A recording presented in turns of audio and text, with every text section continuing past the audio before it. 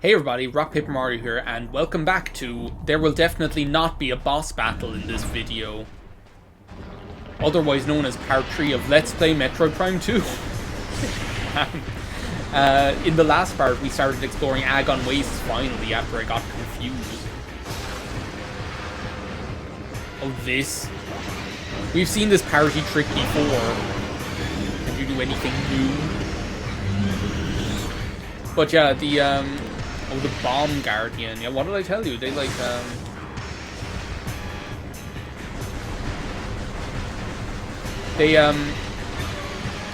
whoa, he's a fast son of a gun.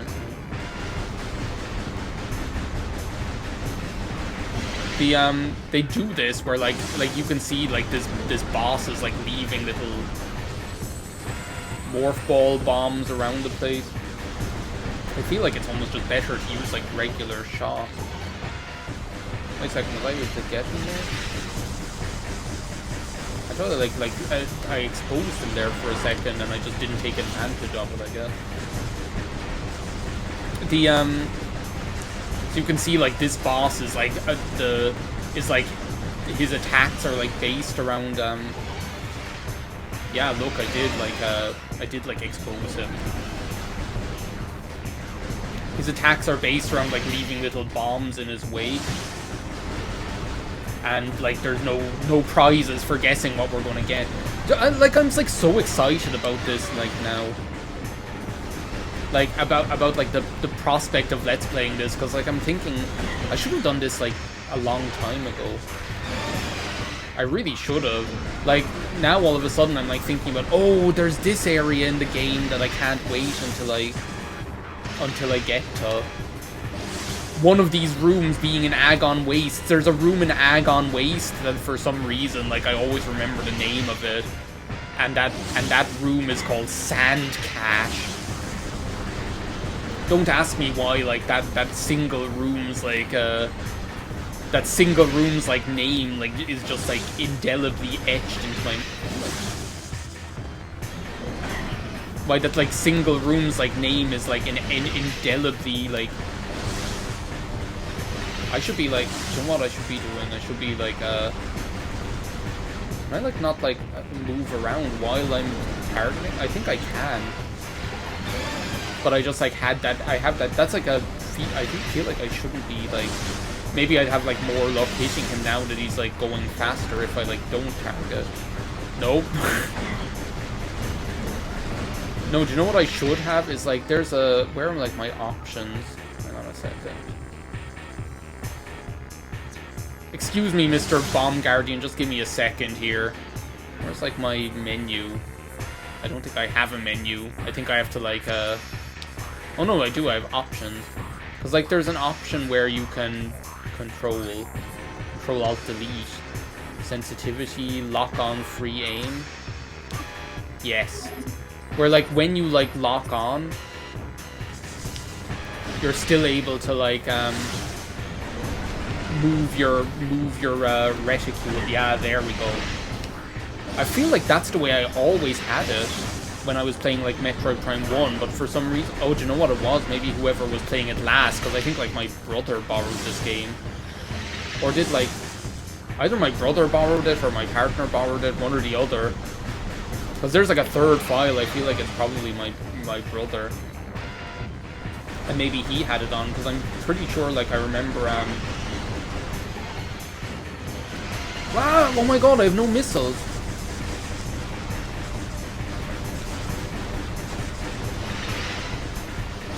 Jesus, that's not good. I'm wondering, like, how I'll have enough, whether I'll have enough time to be able to charge up.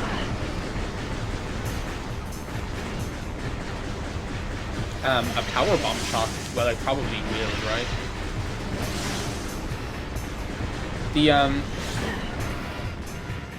Get away from me.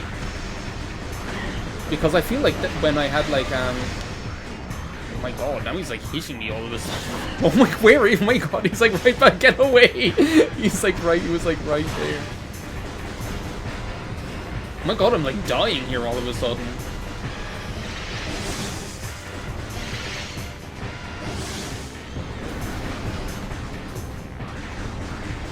The like when I remember like when the last time I like played these games properly was when I did play like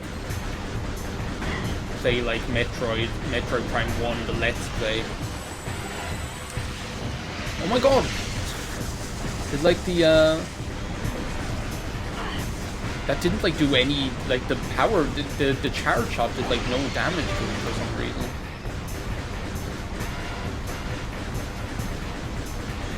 Welcome to the video where like the whole video was fighting this worm, crashing this plane with no survivors.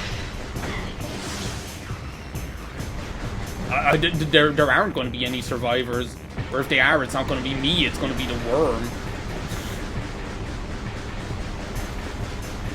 But this is like let's just like keep doing this little dance here if we can. Yeah, I think that's probably like the most secure way, is just with single shots now, because the charge shot for some reason like wasn't hitting him there. But yeah, I'm thinking of like all of these areas that we're going to be visiting later, that I can't wait to see. Like, especially when we get up to like some of the later areas in the game, they're just so cool. But then there are like some areas like in this there are some areas in like Metroid Prime 3 that are really cool as well, and I feel like Metroid Prime 3 gets a little bit like almost like forgotten, I guess. I don't know if like forgotten is the right word, but I feel like compared to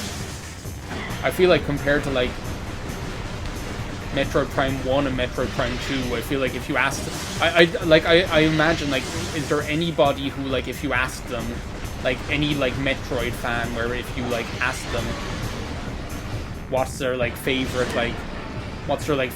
Metroid Prime game, are they going to say like Metroid Prime 3? Because I doubt it, you know.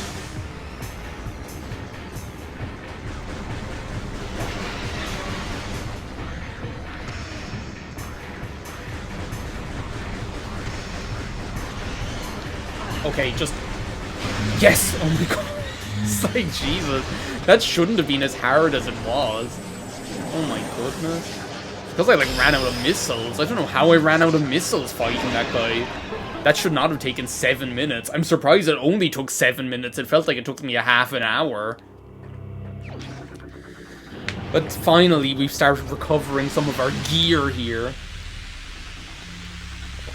But yeah, like I was saying, that's what they do in this game. Like, the Ing are after stealing your equipment, including the Morph Ball bomb.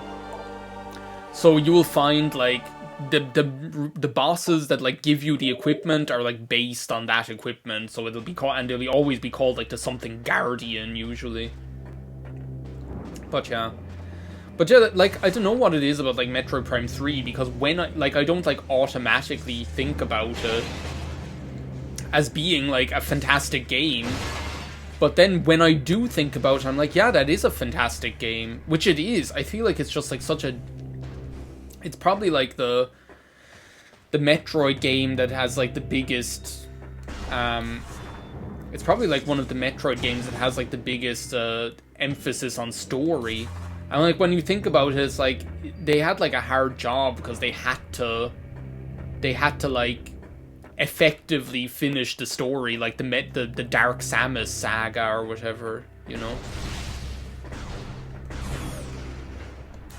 Like, they had to, like, somehow, like, finish complete the Dark Samus saga that started with Metroid Prime.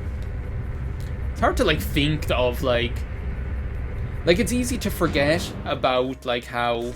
I suppose in that way, get this, right? Are you sitting down? In that way, like, the Metroid Prime games, they kind of make me think a little bit of, like, of Star Wars Episode 1, like, the prequel trilogy. This is an access point for the local energy system. Yeah, we won't need that until a lot later. But, what the hell are you? Holoprojector online. Speaking of Star Wars, it's Bane again. No, I don't think this is Bane. Bane is probably only the one back at the... No, this is Isha. Sentinel of the Agon Temple. This massage survives my death. As guidance, the one who would fight the Ing. A portal to Dark Ether lies nearby. With it, you can travel to this land's shadow. You must locate a Dark Temple, a twisted mockery of this twisted place. Inside you will find the energy controller you seek. I can't believe I made such like a big like hot take, like Metroid Prime is like the prequel trilogy, and then I just didn't get a chance to say anything about it. But yeah, this is kind of like the... As opposed to like Metroid Prime 1, which doesn't really follow any sort of like pattern to what you're doing, this game definitely does. Like, you will be visiting each world. You will go back and forth between them, don't worry, you go back and forth between them. But really, like, what your work, you do have like an objective in each world. Like in Agon Wastes, you're trying to get these 3 keys in Dark Agon Wastes to be able to get the energy, then bring it back to the temple grounds, and that's what your mission is in each of the worlds. In Agon Wastes, in Torvis Bog, and the one with Quadraxis in it, whatever that one's called again. I get it mixed up really easily with that area that's kind of similar that's in Metroid Prime 3. There's like 2 kind of these futuristic, like not city in the sky, but these kind of like Bioshock kind of futuristic areas. Well, no, Bioshock is like a steampunk kind of style, right? Updated your translator module. You can access the devices and doors could have been amber holograms. More lands are open to you to explore. This is obviously the one that just pronounces things wrong. Like Megamind or something like that. Well, no, Megamind probably pronounces Hydrosity Zone correctly. Oh my god, that video my brother sent me of Donald Trump and Barack Obama arguing about Hydrosity Zone. Like, the only policy I support Donald Trump on is the correct pronunciation of Hydrosity Zone. And then, like, at the end of it, it ends with, like, the final joke right at the end where, like, Barack Obama is like, I can't believe you'd have the audacity to blah, blah, blah, blah, blah, or something. And Donald Trump just counters it with, don't you mean Oda City? It's just so good. It's so good. Oh my god. It's so good. But, what was I talking about? Oh yeah, the areas in this game, crashing this plane. Yeah, you do have like a mission in each of these areas, which is to get the dark keys and then be able to like bring the light back to Central Ether. Oh, I was talking about the prequel trilogy, because like, do you know what, like the prequel trilogy? First of all, let's get this out of the way. Revenge of the Sith, the greatest Star Wars film ever made. Like, I'm not even going to argue with you about it. I'm not even going to argue with you about it. But like, watching like episode 1 again recently, something that I like realized about it is that, oh, now I have to go down to, I go down to that area, right? Something that I like realized about it is like that, oh no, I can just go in here. Well, I can do something here anyway. The, something that I like realized as being like really interesting about it is that like, episode 1 almost feels like it's just its own like separate film. Like it's like a prequel to episode 2 and 3, if you know what I mean. Like, I don't know, it's hard to explain what I'm saying. Like, also like, look, this is just like some poxy little room with a missile expansion in it, but they make it look so beautiful. Like, they really put like care and effort into making every room really beautiful. Sand cache! It's the sand cache!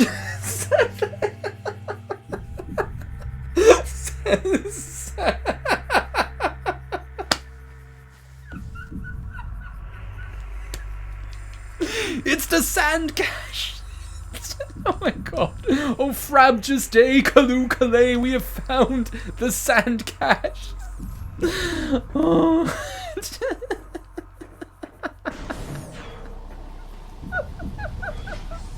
I hope no one's like 90-year-old grandmother was watching this and just died of had a heart attack and died or something. Oh my goodness, it's too much. Wait a second, where's the latest save point? Where is the next save point? I think the next save point is like back in the USS or it's like back here. Wait, transport center, and then like the save point, and then the save point has like that river. Oh, so now I got that, did I? So is that like the same? I'm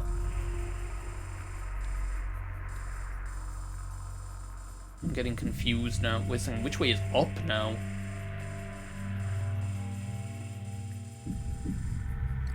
Anyway, is this the room that I'm in right now? No, I'm getting confused here now is what's happening. So like I go in here, and this is where like the room is that has the portal in it, right? Well, it doesn't have a portal in it right now, but it will soon enough. God, this guy means business. He's not even moving. Also, one power beam. Whoa! One charge beam shot takes him out. I'm so scared. He's space pirate. Uh-oh. Be careful who you make fun of in Agon ways. I can't believe we found the sand cache. Like, they were like trying to defend themselves against them.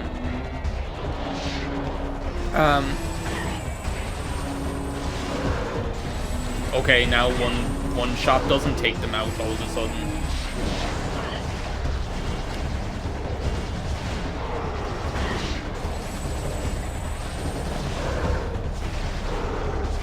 I'm just gonna go like sicko mode with the missiles. It's the easiest thing to do. They drop them anyway. I can't believe we found the sand cache. But yeah, the prequel trilogy, like, episode 1 feels like it's more, like, on its own. Like, it feels almost like it in itself is, like, a prequel to the next 2 films, if you know what I mean. Because all episode 1 really does is set up the Anakin story, which is, like, episode 2 and 3, you know? That's all it really does, is set up that storyline. Okay, so what did that do?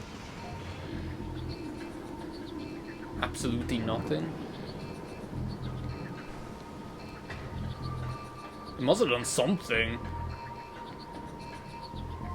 Oh, I'm supposed to... Oh, yeah, here we go. Wait a second. System... What did it say? Currently offline. Restore power to the system to enable blah, blah, blah. Scanning. It's offline.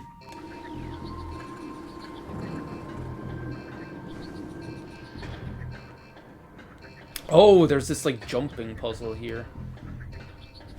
I knew there was, like, something like that.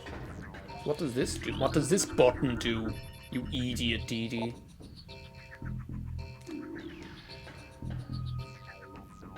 But I can't, like, jump up there.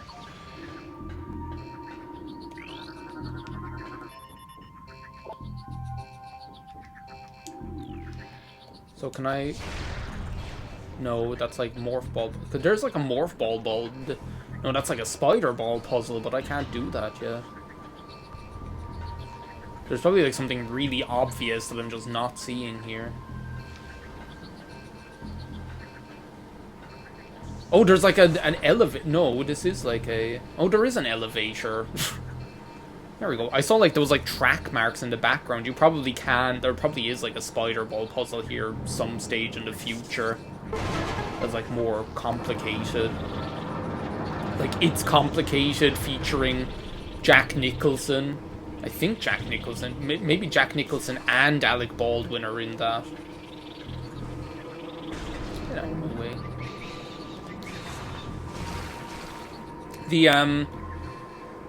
And I feel like Metroid Prime, the Metroid Prime trilogy is almost the same way. Like, technically, like, Metroid Prime 1, yes, you have the story of, like, Talon 4 or whatever, you know? But really, what are you doing on Talon 4, you know? You're just, like, you follow the space pirates there, you know? That's all. When really, like, what Metroid Prime 1 does like, its function is to introduce Metroid Prime as the final boss, like introduce Metroid Prime as the final boss, purely so that Dark Samus can be... Get out of here, oh my god. Purely so that, like, Dark Samus can be, like, the main villain for Metroid Prime 2 and Metroid Prime 3. So it totally, like, feels the same way. Like Metroid Prime 2 and Metroid Prime 3 really are the story games of Metroid Prime, the trilogy. How did I say Metroid Prime there? I was like... Crashing this plane.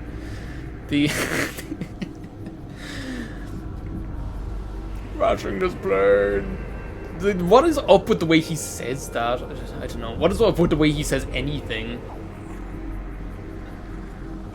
But yeah, I totally, like, feel the same way about, like, Metroid Prime, the Metroid Prime trilogy, is that, like, Prime 1 is almost like a standalone game in and of its own right, you know?